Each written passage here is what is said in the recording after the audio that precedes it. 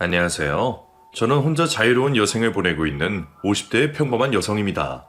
제가 작년쯤 우연히 이 채널을 알게 되면서 그 후로 지금까지 열심히 사연을 듣고 있습니다. 사연을 듣고 있다 보면 세상에 어쩜 이런 일들이 있을까 싶은 생각들이 드는데 정작 그런 저도 만만치 않은 사연 하나가 있었네요. 잠시 잊고 있던 그 사연이 요즘 들어 자꾸 떠오르는 건 왜인지 모르겠습니다. 그래서 고심 끝에 저도 제 사연을 보내보려고 결심을 했습니다. 당시에는 너무 기막혀서 주변 사람들에게도 말하지 못하고 꽁꽁 싸매놓았던 그 사연을 말이죠. 지금은 저도 자유를 누리며 홀로 인생을 즐기고 있지만 원래는 제게도 남편이 있었습니다. 무려 20년 가까이 동록동락하며 지내왔던 사람이었죠. 그 사람 처음 만났던 것도 벌써 까마득한 오래전 일이 되어버렸네요. 30년도 가까이 지난 그 시절, 남편과 저는 참 어려운 시기에 만난 인연이었습니다. 당시 저는 아버지를 일찍 보내고 친정엄마와 단 둘이 지내고 있었고, 아픈 엄마를 대신해서 생활비를 벌기 위해 공장을 다니고 있었습니다. 몇 년 전 돌아가신 아버지는 제가 어렸을 적부터 오래 와병 생활을 하셨던지라 저희 집은 오래도록 가난할 수밖에 없었어요.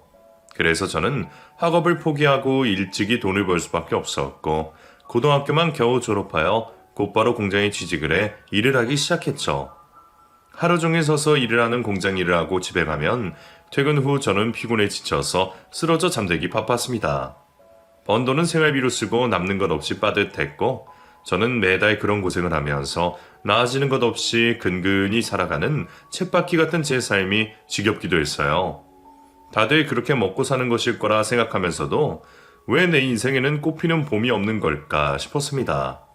내 인생이 왜 이리 기구한지, 제가 행복해지는 날이 오기나 할까 싶기도 했었죠. 그런 중에 제가 남편을 만나게 되었습니다. 당시 저와 같은 공장에서 만났었던 남편은 참 알 수가 없는 사람이었습니다. 제가 그 공장으로 옮기기 전부터 그곳에서 일을 하고 있었다는 남편은 주변에서는 말없고 무심하기로 유명한 사람이었습니다. 오죽하면 저도 공장을 다닌 지 1년 동안 그 사람 목소리도 모를 정도였었죠. 처음에는 몸이 불편한 사람인가 생각하기도 했었는데 관리자와는 곧잘 얘기를 하는 것을 보고 그건 아니라는 것을 알게 되었습니다. 물론 저도 공장 일이 얼마나 힘든지 하루 종일 서서 일하다 보면 말할 힘도 없다는 것을 잘 알고 있었지만 그 정도로 말 없는 사람은 처음 보는 것 같았어요. 그런데 참 사람 인연이라는 게 알 수 없는 건지 별 관심 없다 생각했던 그 사람과 제가 가까워지게 되었네요. 저도 제 인생이 팍팍하고 기구하다 싶었지만 그 사람은 저보다 가여운 사람이었습니다. 그 사람은 어릴 적 양친을 모두 잃고 혼자 고아처럼 힘들게 버티며 살아온 사람이었어요. 그 탓에 너무 외롭게 지내서 그런지 사람들과 소통하는 방법도 알지 못하는 사람이었죠. 그래도 제 오지랖을 괜히 무시하지 않는 것을 보면서 알고 보면 그 사람도 사람 정에 고달픈 게 아닐까 생각했습니다. 그리고 그런 제 생각이 맞았던 건지 조금씩 면을 트고 대화를 나누기 시작한 저희는 어느새 금방 가까워질 수 있었어요. 그렇게 알게 된 인철 씨는 참 정이 많은 사람이었습니다. 방법을 몰라서 표현을 하지 못했을 뿐이지 그만큼 속 깊고 따뜻한 사람이 없었어요. 오히려 너무 착하고 순박해서 사람들에게 쉽게 상처받겠구나 걱정스러울 정도였죠. 자기도 그걸 아는 것인지 그래서 더더욱 남들과 가까이 지내지 못하는 듯 보였습니다. 이미 부모를 잃고 고생을 많이 한 사람이었으니 누군가에게 마음을 주기가 쉽지 않은 결정이었을 거라 생각합니다. 그래도 다행인지 제게는 마음을 열었네요. 저는 그 사람이 저와 참 많이 닮았다고 생각했습니다. 일찍 부모를 잃고 고생만 하느라 늘 외로움을 느꼈던 것이 깊이 공감되었어요. 그렇게 연인이 된 저희는 남들에게는 말하지 못하는 진심을 나누며 점점 더 깊어져 갔고 저는 그 사람과 결혼까지 생각하게 되었습니다. 하지만 인철 씨는 쉽게 결혼을 결정하지 못했어요. 그리고 저는 그 사람이 무슨 생각 때문에 그러는지 너무 잘 알고 있었습니다. 늘 제게 해주는 게 없다며 잘하고만 싶어하던 인철 씨는 없는 살림에 결혼을 해서 괜히 저를 고생시킬까봐 그걸 걱정하고 있었습니다.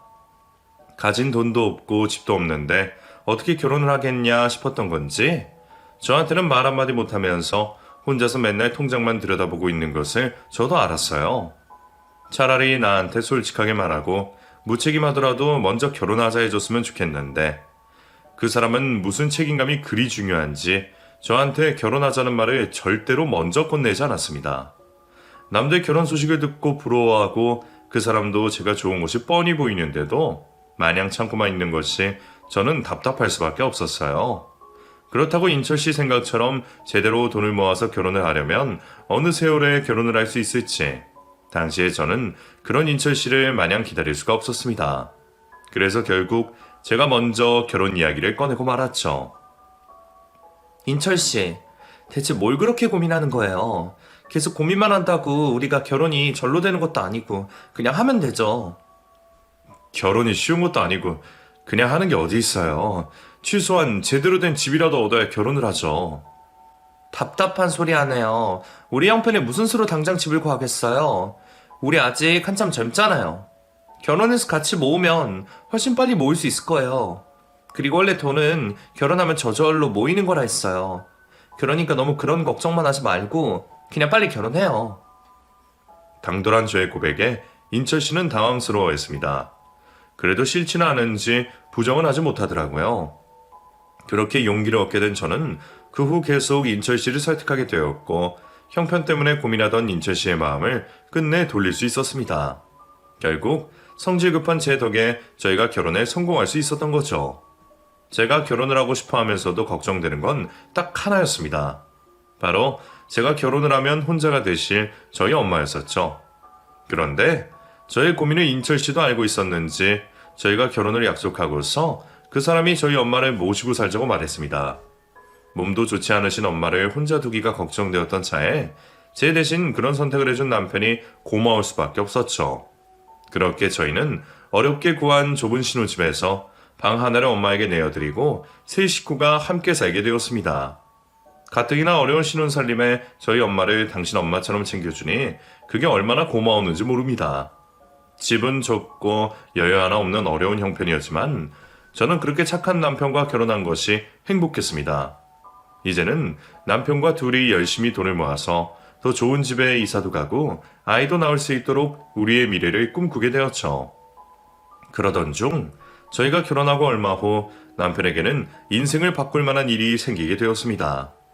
당시 남편은 작은 부품 하청 공장에서 일을 하고 있었는데 회사 사정이 안 좋아지면서 사장님이 그 공장을 접게 되었습니다. 당시 남편은 벌써 반년치 월급을 받지 못하고 있었고 회사가 문을 닫으면 그 돈을 받을 길도 영영 사라지는 상황이었죠. 그때 그 사장님께서 남편에게 제안을 하셨나 봐요. 사장님이 돈 나올 구멍은 없고 어차피 공장도 헐값에 처분해야 할 거라면서 차라리 나보고 해보면 어떻겠냐 그러시네. 솔직히 거절한다고 해도 내가 월급 받을 방법도 없고 뭐 기계는 그대로 있으니까 납품업체만 찾아보면 어떻게든 돈은 벌 수 있지 않을까? 그렇다고 돈 받자고 사장님을 고소할 수도 없잖아. 남편은 어차피 돈 나올 구멍이 없으면 그게 낫지 않겠냐며 공장을 인수하고 싶어 했습니다. 헐값에 받아온다 하더라도 저희 전 재산을 전부 털어넣어야 할 텐데 금방 결정할 수 있을 만한 일은 아니었어요. 얼핏 듣기에는 헛맥락한 이야기였지만 저는 그런 남편의 선택을 존중해주고 싶었습니다. 누구보다 열심히 하는 남편이 그 일도 어떻게든 해낼 수 있을 거라 생각했기에 저희는 얼떨결에 공장을 인수받아 공장을 운영하게 되었습니다. 하지만 사장 감투를 쓴 기쁨은 잠시뿐이었고 기존 직원들은 전부 떠나고 작은 공장에 기계들만 남아있는 상황에 저와 남편은 앞이 막막하기만 했죠. 남편은 그런 상황에서도 자신을 믿어준 제게 고마워했고 그 믿음에 보답을 하겠다며 정말 열심히 일했습니다. 원래도 일은 참 열심히 하던 사람이었던지라 그건 더 걱정할 게 없었어요. 다만 어디라도 납품할 수 있고 계약을 따낼 수 있기를 바랄 뿐이었죠. 그리고 어느 날 그런 노력이 결국 결실을 맺게 되었습니다. 낮에는 거래업체를 찾기 위해 동분서주하고 밤이면 하루 종일 물건을 만들던 남편은 반년 만에 큰 계약을 따내며 비로소 자리를 잡아갈 수 있었어요. 그 후로는 저도 달려들어서 남편의 일을 돕게 되었고 얼마 뒤에는 직원들까지 생겼어요. 정이 많던 남편은 이전에 같이 일하던 직원들을 데려오고 싶어 했고 직원들도 저희 남편을 믿고 함께 해주기로 했습니다. 모두 한마음 한뜻으로 일한 덕분인지 회사 사정은 점점 더 좋아졌고 평생 돈복이라고는 없을 것 같았던 저희가 난생 처음으로 큰 돈을 만지게 되었네요. 여보, 그동안 고생 많았어. 겁도 없이 무턱대고 공장 돌려보겠다고 말했던 나를 믿어줘서 고마워. 나 당신 아니었으면 절대로 이렇게 못했을 거야. 우리가 이렇게 잘 된 건 전부 다 당신 덕분이지. 아무래도 내가 당신을 만나고서부터 잘 풀리는가 봐. 당신이 내 복덩이가 아닐까 싶어. 저는 남편이 그렇게 말해주고 제 공으로 돌리는 것만으로도 행복했습니다. 물론 돈이 많아지고 여유가 생기니 그건 그것대로 좋을 수밖에 없었죠. 덕분에 저희는 방 2개짜리 비좁은 새방에서 어엿한 아파트로 이사를 갈 수 있었고 넉넉한 여유를 누리며 또 다른 행복을 기다리게 되었습니다. 바로 임신 소식이었죠. 그때 제 나이가 벌써 30이 되었지만 저희에게는 아이가 생기지 않았습니다. 처음에는 바빠서 힘들어서 그럴 거라 생각하고 병원에 찾아가 볼 생각도 하지 못했어요. 병원 가는 것도 다 돈이다 싶었기에 그럴 여력이 없었었죠. 그런데 먹고 살만해지니 아이 생각이 간절해지더라고요. 이제는 여유도 있는 덕에 둘도 셋도 낳아서 잘 먹이고 모자람 없이 기를 수 있을 것 같은데 왜 이렇게 아이가 안 생기는 건지 걱정이었죠.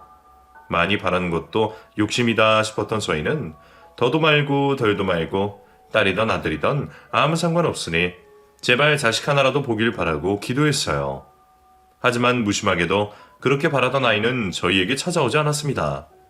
병원을 찾아봤지만 원인도 모르고 결국 저희는 하염없이 아이를 기다리는 수밖에 없었습니다.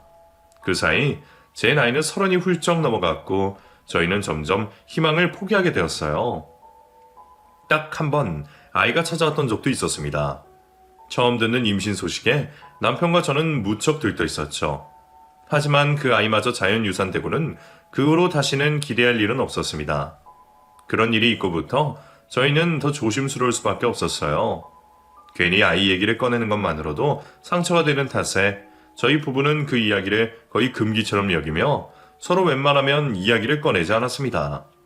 그리고 그 탓에 저희는 조금씩 멀어져 가는 듯 했습니다. 서로를 배려하기 위한 행동이었지만 그게 결국 꺼리를 만들고 부부 사이를 어색하게 만들었나 봅니다. 저는 또 저대로 미안한 마음이 있었어요. 저야 아직 엄마가 계시니 남편보다는 나은 사정이었는데 일찍부터 고아로 지내느라 늘 가족의 정을 고달파했던 남편에게는 그만큼 자식이 간절했을 겁니다. 저와 결혼할 때에도 아이는 많이 갖고 싶다 하던 남편이었으니 그런 상황에 얼마나 속이 상했을지 모르겠네요. 그렇다고 남편이 한 번이라도 제 탓을 하거나 섭섭해한 적은 없었지만 저는 난임의 유산까지 겪으면서 그게 전부 엄마인 제 탓이라 생각했어요. 그래서 자꾸 남편에게 미안했고 남편에게 참아하지 못하는 말들이 늘어갔습니다. 그런데 하필이면 그 와중에 엄마까지 아프시게 되니 저는 더 마음이 힘들어질 수밖에 없었습니다. 그래도 그런 상황에 제 남편이 있어서 참 다행이었어요.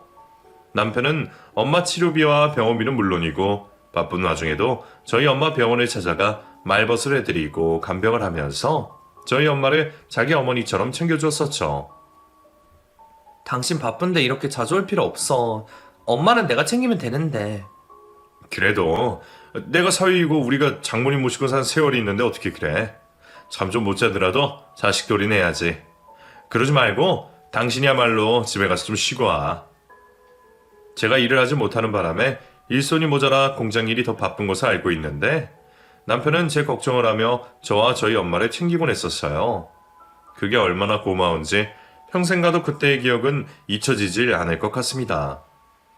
그런 저희의 정성에도 엄마는 얼마 지나지 않아 돌아가시고 마셨지만 그때도 제 곁에 있어 주었던 것은 남편이었습니다. 처음부터 끝까지 제가 힘들 때마다 제 곁에 있어주는 남편을 보며 저는 고맙고 미안했습니다. 나는 남편에게 해준 것도 없는 것 같은데 매번 받기만 하는 것 같아서 미안한 마음이 클 수밖에 없었어요. 남편이 바라는 대로 아이라도 낳을 수 있다면 더없이 좋은 일이겠지만 이미 그 일은 포기했던 저로서는 저도 남편 곁에 평생 있으면서 남편이 힘들 때 꼭 힘이 되는 사람이 되어주고 싶었죠. 그렇게 엄마마저 돌아가시고 큰 집에는 이제 남편과 저만 남았네요. 나중에 아이가 생길 것을 염두에 두고 방이 많은 집을 얻었던 건데 이제는 친정엄마가 쓰시던 방까지 비워지게 되니 그 큰 집이 더없이 쓸쓸해 보였어요. 그래도 어쩌겠냐 싶은 생각에 저는 자식 없이도 남편과 서로 의지하며 잘 살아보자 싶었습니다. 이미 10년도 넘은 저희 부부 사이는 열정 없이 동지 같은 느낌뿐이었지만 그런 사랑도 있을 거라며 덤덤히 살아가려 했었네요. 그 후로도 시간이 흘렀고 저희는 어느새 20년 가까운 부부 생활을 지나가게 되었습니다. 벌써 제 나이도 40이 넘었고 자식이 없어서 그런지 유난히 더 쓸쓸한 마음에 남편과도 더 이상은 예전 같지 않았습니다. 하지만 그래도 저희에게는 지난 세월에 함께해온 믿음이 있었고 애정이 있었다고 생각했습니다. 그게 비록 더 이상 연인 간의 사랑이 아니라 우정 같은 애정일지라도 저는 그것도 사랑이라고 생각하고 있었어요. 그런데 제 남편은 아니었던 모양입니다. 남편은 그 나이에도 사랑에 쫓고 싶었던 건지 어느 날 제게 충격적인 말을 꺼내왔어요. 여보, 나 마음이 가는 사람이 생겼어. 나도 내가 잘못한 거 알아. 아직 그런 깊은 관계는 아니라지만 결혼한 놈이 다른 여자한테 마음 가는 자체가 죄악이지. 근데 나도 내 마음 정리를 못하겠어. 그래도 당신한테만은 솔직하게 말해야겠다 싶어서 말하는 거야. 당신이 욕하고 탓해도 어쩔 수 없지만 내 마음도 좀 이해해줬으면 좋겠어. 미안하긴 한지 죄책감 가득한 얼굴로 제게 덤덤히 말하는 남편은 제게 더 이상 애정이 남지 않은 건지 다른 여자가 생겼다며 제게 이혼을 요구했습니다. 그 말에 저는 머리를 한 대 맞은 기분이었죠. 처음에는 그런 남편에게 믿을 수 없이 화가 나고 배신감에 몸소리가 쳐졌습니다. 평생 무슨 힘든 일을 겪었어도 그때만큼 괴로운 적이 없었던 것 같네요. 그런데 왜인지 오히려 솔직하게 털어놓는 남편에게 저는 차마 화를 낼 수 없었습니다. 사실 저도 이미 알고 있었어요. 언젠가부터 저희 부부가 의무적으로 부부관계를 유지하고 있었다는 것을 말이죠. 나이 들어가면 자식 때문에라도 산다는데 우리는 자식도 없고 더 이상 예전 같은 부부관계도 아니었으니 다른 생각이 드는 게 자연스러웠을지도 모르겠습니다. 그렇다고 해서 다른 여자가 좋아졌다는 남편을 전부 이해할 수는 없었지만 남편의 성격을 알던 저는 솔직하게 말하는 남편의 심정은 이해할 수 있었습니다. 마음만 나누었더라도 불륜이라며 추접스러운 법정 싸움을 할 수도 있었겠지만 저는 그러지 않기로 했습니다. 그래도 그동안 정부치고 살았던 세월 때문인지 그렇게 된 거 이왕이면 저도 남편을 마음 편히 도와주고 싶었어요. 그래도 그 와중에 질투는 딱히 느끼지 못한 것을 보면 저도 남편에게 더 이상 그런 애정은 없었는지 모르겠네요. 그래서 더더욱 20년을 함께해온 좋은 친구로서, 동지로서 남편의 선택을 존중해주고 싶었어요. 그렇게 저희는 깔끔하게 재산분할을 하고 협의 이혼을 하게 되었고 저와 남편은 20년이 채 되지 않는 결혼 생활의 마침표를 찍게 되었습니다. 좋았던 기억까지 지우고 싶지 않아서 조용히 헤어져 주긴 했지만 그래도 배신당한 상처는 아주 지울 수 없는지 저는 다시는 전 남편을 보지 않겠다고 다짐했습니다. 그리고 그렇게 하는 것이 서로에게도 좋을 거라 생각하며 다시는 연락하거나 우연이라도 보지 않기를 바랬어요. 홀로 서기를 시작하게 된 저는 재산분할 받은 돈으로 집을 얻었고 카페를 차려 조용한 여생을 보내기로 결심했습니다. 사실 예전부터 카페를 하고 싶었지만 저도 그동안 남편의 회사 일을 돕느라 엄두를 못 내고 있었는데 이혼하면서 직장도 잃게 되었으니 제게는 다른 선택지가 없었네요. 덕분에 카페를 차리게 되었고 저는 이혼한 후로 완전히 새로운 인생을 살게 되었습니다. 어찌 보면 남편에게 일방적으로 이혼을 당한 것인데도 생각보다 후련한 생각에 저는 별 걱정 없이 지낼 수 있었어요. 자식들 다 키워놓은 친구들과 같이 여행도 가고 혼자서도 즐길 만큼 즐기면서 지내게 되었죠. 물론 결혼 생활이 길었던 탓에 혼자 있을 때면 가끔 외로운 생각이 들기도 했지만 남자를 만날 생각은 없었습니다. 그렇게 시간이 흐르면서 저는 전 남편에 대한 미움을 점점 지워갈 수 있었어요. 여자가 생겼다고 상처를 준 것으로 모두 부정하기에는 그동안 전 남편이 제게 해준 것들이 훨씬 많았으니까요. 그런 생각을 하다 보니 오히려 내가 그 사람을 충족시켜주지 못했다 싶은 생각에 이제라도 그 사람이 행복하기를 빌어줄 수 있었습니다. 그렇게 전 남편이 잘 지내기를 바라며 제 삶을 살던 어느 날, 저는 믿기 어려운 소식을 듣게 되었습니다. 바로 전 남편의 사망 소식이었죠. 전 남편이 죽었다는 얘기를 저는 믿기 어려웠습니다. 부고 문자를 보고도 동명이인이거나 누군가 장난질을 하는 거라 생각했어요. 그리고 그제서야 몇 달 전 부재중으로 남게 된 전 남편에게 걸려왔었던 전화 한 통이 기억났습니다. 저도 참 미련했었는지 이혼하고 몇 년간 전 남편의 전화번호를 지우지 않았었더라고요. 하지만 연락하고 지내지는 않았기에 그마저도 까맣게 잊고 있었는데 이혼하고 몇 년 만에 처음으로 걸려온 전화에 깜짝 놀랐었습니다. 화면 속 남편의 이름을 보고 받을까 말까 수십 번 고민만 하다가 결국 받지 않았었죠. 부재중으로 남겨지게 된 그 번호를 보며 다시 걸어볼까 하다가도 정말 중요한 일이면 그쪽에서 한 번 더 연락하겠지 싶은 생각에 결국 말았었던 기억이 떠올랐습니다. 그러고는 다시는 연락이 없는 것을 보면서 저는 그저 실수였겠거니 아니면 별로 중요한 일이 아니겠거니 생각했었네요. 하지만 제가 안일하게 생각했던 것인지 그 일이 있고 몇 달 뒤 전 남편의 사망 소식을 접하게 되었네요. 그 전화는 받지 못했어도 장례식은 가야겠다 생각했습니다.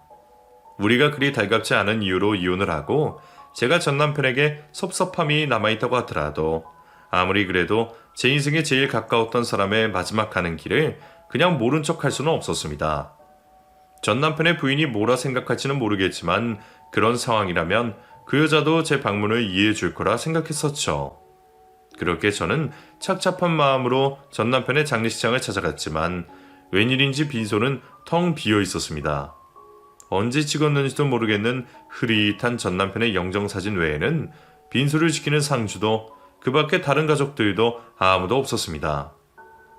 제가 소식을 듣자마자 달려온 탓에 아직은 찾아온 문상객들도 없어 보였어요. 아무래도 제가 전 남편의 일이라 그런지 놀라서 너무 일찍 달려왔었던 모양입니다. 아마 그래서 상주도 없는 것일 거라 생각했었죠. 그런 상황에 괜히 전 남편 부인과 단둘이 있게 되는 게 그리 좋지 않을 것 같다는 생각에 저는 다른 사람이 없는 사이 허나만 하고 금방 사라져야겠다 생각했습니다. 전 부인인 제가 괜히 그 여자나 다른 사람들이 있는 앞에서 눈물이라도 보인다면 그것도 그것대로 좋지 않은 얘기를 들을 것 같았거든요.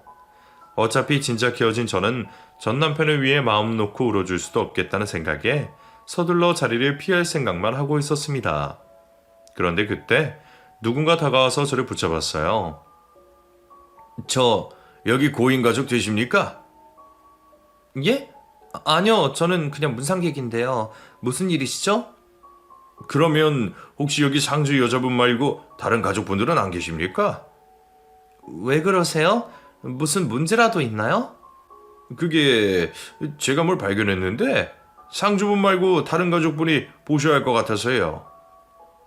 장 이사는 전 남편에게서 뭔가를 발견했다며 가족들을 찾아다니고 있었습니다.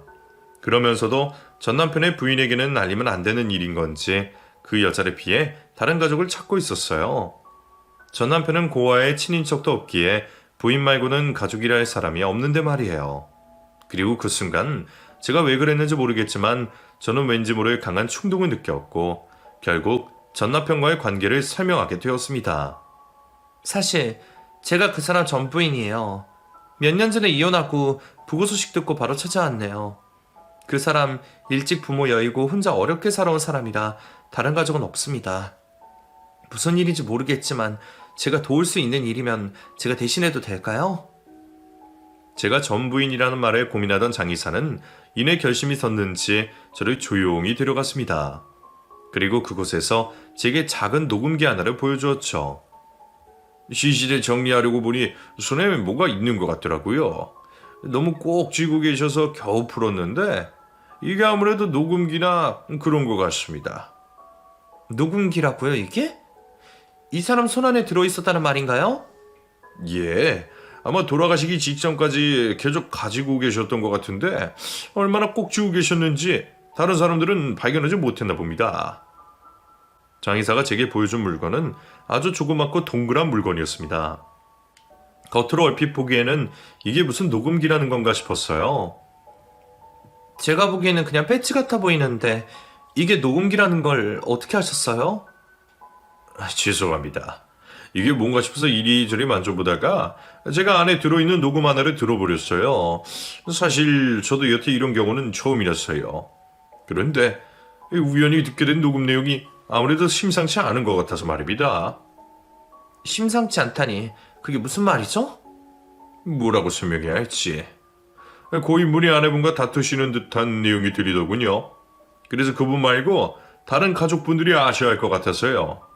아무래도 돌아가실 때까지 녹음기를 놓지 못하신 걸 보면 무슨 사정이 있는 것 같아서 말이죠. 조심스럽게 제게 말을 전하는 장의사는 고인의 사정을 엿듣게 되어 난감하지만 그래도 혹시 모를 억울함은 없어야 하지 않겠냐는 말을 하며 제게 그 녹음기를 건넸습니다. 만약 불미스러운 일이 있었다면 장례 치르기 전에 부검부터 해야 합니다. 부검이요? 저도 일하면서 녹음기를 발견한 건 처음이지만 장례식 직전에 부검 들어가는 경우는 꽤 있거든요. 가족 당사자분이시라면 장례를 미루시고 해결하시면 되겠지만 제가 봐도 지금 상황이 많이 꼬여 있는 것 같아서 말입니다. 그러니까 얼른 확인해 보셔야 할 것 같습니다, 사모님. 혹시 제가 도움이 되어야 한다면 겹쳐해 드릴까요? 녹음 들어보시고 연락 주세요. 예, 감사합니다. 대체 그 안에 무슨 내용이 들어있기에 장의사가 부검이니 뭐니 그런 얘기까지 하시는지 당황스러웠던 저는 얼떨결에 그 녹음기를 받을 수밖에 없었습니다. 저를 버리고 가면서 만났던 여자였으니 두 사람이 끔찍하게 사이좋은 부부인 줄 알고 있었는데 그런 전 남편이 부인과 싸웠다는 얘기가 뭔지 저는 알 길이 없었어요. 그냥 흔한 부부싸움이 내용이라 생각했다면 저도 그 녹음을 듣지 않았을지 모르겠습니다. 이미 헤어진 마당에 괜한 오지랖이다 싶기도 했고 남의 집안일에 끼어들고 싶지도 않았거든요.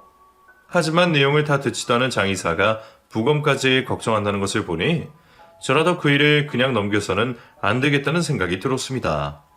결국 저는 먼저 떠난 전 남편을 위한다는 생각으로 장례식장 구석 한켠에서 몰래 숨어 녹음기를 듣게 되었습니다. 그리고 그 녹음들을 듣게 된 순간 저는 경찰을 부를 수밖에 없었어요. 녹음기에 들어있는 내용들은 너무나 충격적이었습니다. 녹음 내용을 전부 들은 게 아닌데도 저는 몇몇 내용들을 가지고도 그 상황을 알 수 있었어요. 녹음 내용으로는 전 남편이 저와 이혼하고 몇 년 뒤 병을 얻은 듯 했고 전 남편의 부인이 간호하게 되었던 모양입니다. 그리고 그 여자는 그 상황이 무척이나 불만스러운 듯 했죠.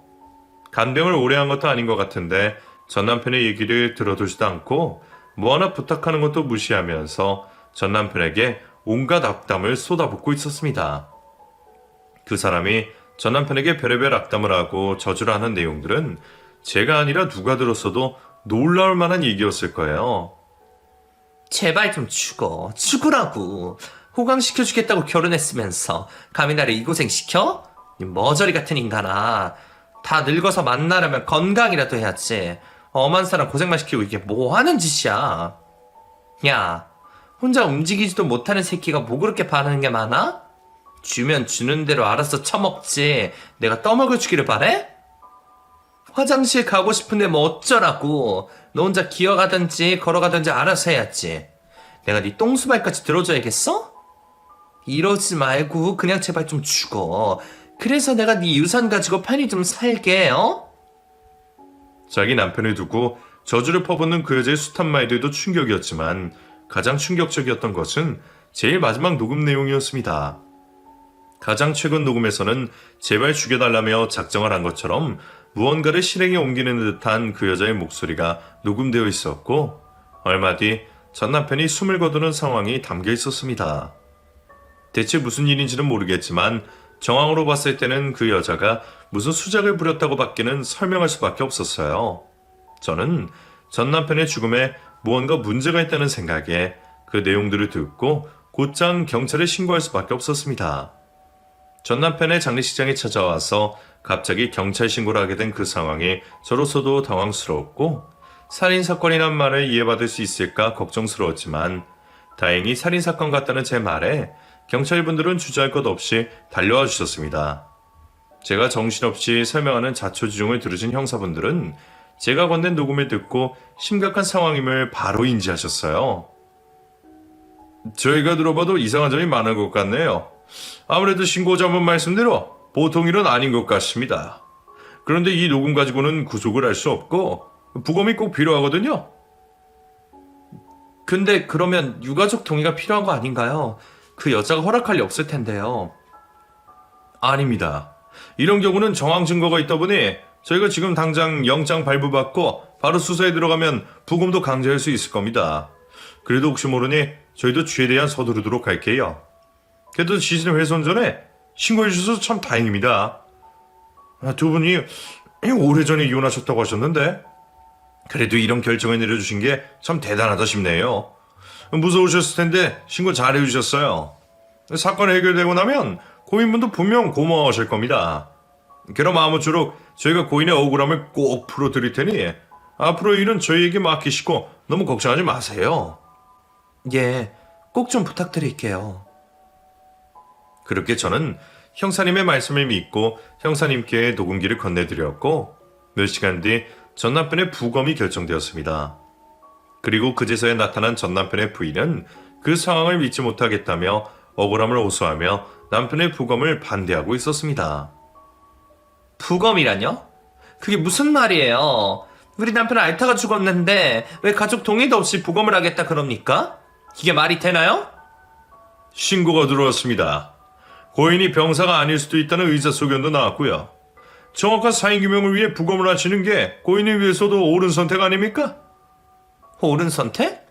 그걸 왜 당신들이 정해? 신고자가 누군데? 대체 누가 신고를 했냐고? 나 부검 절대 허락 못해. 안 해. 자신의 남편의 죽음에 의혹이 있다는 말에도 그 여자는 부검을 할 수 없다며 억지를 부리고 있었습니다. 그 반응이야말로 그 여자를 의심하게 만드는 일이었죠. 하지만 이미 수사에 들어간 이상 그 여자의 억지는 별 소용이 없었고 결국 전 남편의 시신은 국가수로 바로 옮겨지게 되었습니다. 대충 급하게 차려진 듯 했던 전 남편의 빈소는 다시 정리되었고 몇 주 뒤에서야 전 남편의 부검 결과가 나오게 되었습니다. 그렇게 밝혀진 전 남편의 사망 원인은 믿을 수 없는 일이었어요. 전 남편의 사인은 공기색전증이었습니다. 그게 뭔지도 처음 들어봤던 저는 형사님에게 전 남편이 숨져가던 과정을 자세히 듣고서야 사인을 이해할 수 있었습니다. 이인철 씨와 재혼하셨던 안순영 씨가 이인철 씨 링거줄에 주사 바늘을 꽂았어요. 빈 주사기로 링거 속에 공기를 밀어넣었고 그렇게 돼서 이인철 씨 혈관에 다량의 공기가 유입된 것이죠. 피가 들어가야 할 자리에 공기가 들어갔으니 결국 공기 때문에 혈류가 막혀서 돌아가신 겁니다. 원래 지병이 있으셨던 탓에 의사들도 바로 원인 파악을 못했던 듯하네요. 그래도 다행히 늦지 않게 부검을 했고 증거들이 있어서 다행이었습니다. 안순영 씨 핸드폰에 공기색전증 검색 기록도 찾아냈고요. 아마 신고자분 아니었더라면 이인철 씨 사망 원인은 끝내 밝혀지지 않았을 겁니다. 공기로도 사람을 죽일 수 있다는 얘기는 저도 처음이었기에 너무 놀랐습니다. 하지만 그것보다도 나한테서 내 남편을 뺏어간 그 여자가 기껏 뺏어간 남의 남편을 그렇게 허무하게 죽여버렸다는 것이 더더욱 믿을 수가 없었어요. 아무리 간병이 힘들다 그래도 어떻게 불쌍한 사람을 죽일 수가 있는 건지 저는 할 수만 있다면 그 여자를 직접 찾아가서 묻고 싶은 정도였죠. 그리고 얼마 뒤 열리게 된 그 여자의 재판에서 저는 그 여자가 전 남편을 죽인 이유를 제대로 알 수 있었습니다. 알고 보니 남편에게 유언장이 있었더라고요. 이혼할 때 저랑 반반으로 재산 분할을 했으니 그 사람이 가지고 있을 재산을 저도 어느 정도 예측할 수 있었습니다. 몇 년 새 얼마나 더 늘어났을지는 모르겠지만 아무리 못해도 몇십억은 넘는 돈이었을 겁니다. 적지 않은 돈이었기에 저는 전 남편이 죽으면서 그 돈을 자기 부인에게 남겼을 거라 생각했습니다. 하지만 그런 저의 예상은 완전히 빗나가고 말았네요. 알고 보니 전 남편이 죽기 전 유언장을 미리 적어두었습니다. 그리고 그 유언장에는 자신의 재산 전부를 기부하겠다는 내용이 적혀 있었죠. 수십억 재산을 전부 기부하겠다는 남편의 통큰 포부도 대단했지만 재혼한 부인에게는 거의 남긴 것이 없다는 것도 충격이었습니다. 나를 버리고 떠났으니 나보다 사랑하는 여자인 줄 알았더니 애정이 꼭 돈으로 취한다는 건 아닌 건가 싶었어요. 아니면 그 집에 제가 모르는 다른 사정이 있었을지도 모르겠네요. 혹시 내가 전 남편의 마지막 전화를 받았었더라면 그 궁금증도 풀렸을지. 저는 뒤늦게서야 전 남편의 마지막 연락을 받지 않았던 것이 몹시 후회되고 말았습니다. 왜 저는 항상 뒤늦은 후회만 하게 되는 것인지 그 사람이 떠나는 마지막까지 미안한 마음을 느낄 수밖에 없었어요. 안순영. 그 여자는 결국 살인으로 실형을 받게 되었고 교도소에 수감이 되었다고 들었습니다. 첫 재판 이후에 그 여자가 항소를 했다는 얘기를 들었었어요. 그래서 혹시나 증거가 불충분해서 풀려나는 건 아닐지 전전긍긍했는데 결국에는 자기가 저지른 일의 죄값을 받게 되었다는 것이 참 다행이었습니다. 그리고 그제서야 미뤄졌던 전 남편의 장례를 다시 치를 수가 있었죠. 가족 하나 없던 전 남편의 유일한 식구였던 그 여자까지 감옥에 들어갔으니 완전히 혼자 된 그 사람의 마지막 가는 길을 지켜줄 사람은 저뿐이었습니다. 이혼을 하고서도 전 남편의 마지막 가는 길을 저 혼자 지키게 된 걸 보니 아무리 생각해도 우리 인연이 예사 인연은 아니다 싶은 생각이 들었습니다. 이혼을 해서 남이 되었다고 해도 한때 사랑했던 그 사람이 혼자 무연고자로 떠나는 것은 차마 볼 수가 없었어요. 그렇다고 저를 배신했던 전 남편에 대한 미움이 아주 없어진 것은 아니었지만 그래도 제게는 그 정도의 연민은 남아있었나 싶네요. 그렇게 저는 전 남편의 장례를 무사히 치러주었고 저희 사정을 알고 계시던 저를 도와주셨던 형사분들의 도움으로 제가 전 남편의 재산을 정리하게 되었습니다. 저는 전 남편이 유언을 남긴 대로 그 사람이 원하는 곳에 전 재산을 기부해 주었습니다. 제가 전 남편의 대리인이 되어 전 남편의 이름을 적게 되니 기분이 묘하기도 했어요. 결국 이렇게 될 것을 왜 나를 떠났을까 다시금 원망스러운 마음이 들기도 했고 행복해지고 싶다면서 떠난 그 사람이 결국에는 행복을 찾지 못하고 너무 일찍 가버리게 된 것이 무척 가슴 아프기도 했습니다. 하지만 또 한편으로는 그 사람이 가는 마지막을 내가 잘 지킬 수 있었다는 것이 감사한 일이기도 했어요. 전 남편이 우리 친정엄마를 끔찍이 챙겼던 것, 고마움이 늘 마음에 걸렸었던 저는 그제서야 그 사람에게 남은 빚을 갚은 기분이 들었습니다. 그 후로도 저는 전 남편의 기일마다 그 사람이 있는 납골당을 찾곤 합니다. 아무도 찾아올 일 없는 그곳에 저라도 가끔씩 가봐줘야 그 사람이 쓸쓸하지 않을 것 같아서 말이에요. 덕분에 저도 전 남편의 기일마다 예전 우리의 추억을 떠올리곤 합니다. 어쩌면 가난하고 없이 살면서도 서로 의지하고 기댔었던 그 시절이 훨씬 더 행복했던 것은 아닌지, 인생이란 일이 짧고 허망한지 자주 생각하게 되네요. 그래서 저도 아쉬움 없이 남은 생을 살아가려 노력하고 있고 먼저 떠난 그 사람이 부러워할 정도로 재미있게 살다 가려 하네요. 그럼 여러분들도 부디 아쉬움 없는 인생을 사시기를 바라며 이야기를 마치겠습니다. 감사합니다.